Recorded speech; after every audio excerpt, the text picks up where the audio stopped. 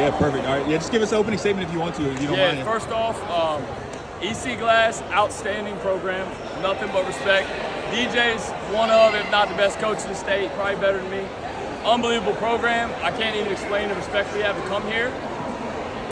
DJ and I are very close. Like that's how it should be. Like we talk throughout the year, we help each other, and then when we get out on the floor and the ball tips up, it's go time, and we compete.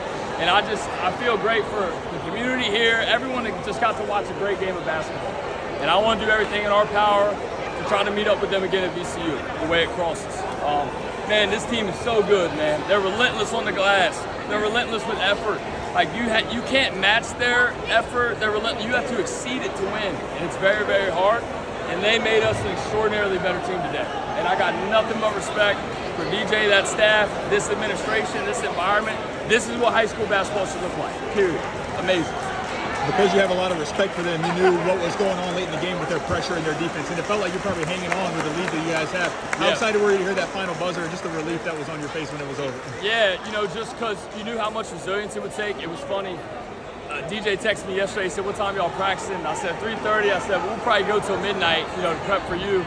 And he was joking. He was like, "Yeah, we got our sleeping bags ready."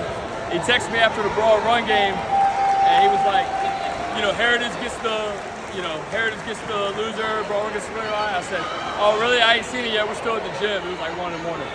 That's just the banter we have, because we got to play it off because we have so much respect for each other, and we know how hard the game's gonna be. And just to beat Glass, you almost got to beat them by 20 to beat them by 1, because they dominate so many different categories. And so the win feels so special because you know how hard it is to beat them, and it's way, way, way more than just X's and O's. It's all the little things, the heart, the desire, the passion that they play with.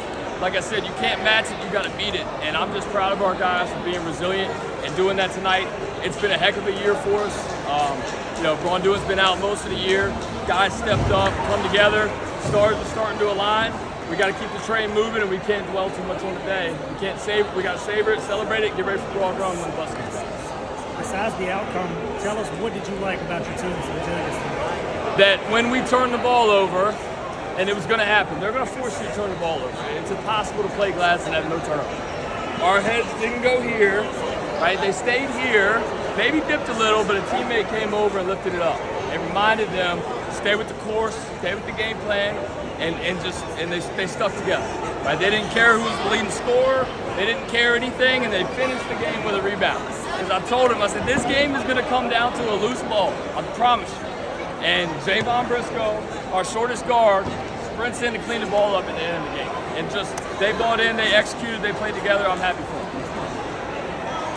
And just one question for me on Christian. I mean, it seems like it's my first time seeing him being from the Lynchburg area. He's a phenomenal player. Seems like he gets to the rim at ease. And in the third quarter, it really caused a problem. Not just him, but your whole team getting to the free throw line and playing downhill a lot. Was there a strategy coming into tonight? Yeah, so the strategy was to pull them out as high as we could. They're very quick. We could not allow them to shrink the floor, or their traps would be successful. So if they were going to trap, we were going to make them run as long as we possibly could, and we tried to play 2 shooters at a time to make it so who are you going to leave? So we thought they would leave from either Kyron or Isaiah, which they did. Flash one middle, rotate, replace one out, 2 shooters in the corners, and play out of that. Christian's 17 years old. He's a Division I guy. If times were different, he's a high major guy right now, but I'm a UVA fan.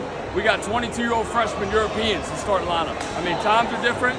Christian's going to Fort Union, and he'll be at Fort Union next year. You guys will be able to see a lot of him, and he's got a very, very bright future ahead of him. Very, very humble kid. Keeps his head down and works. I'm all good.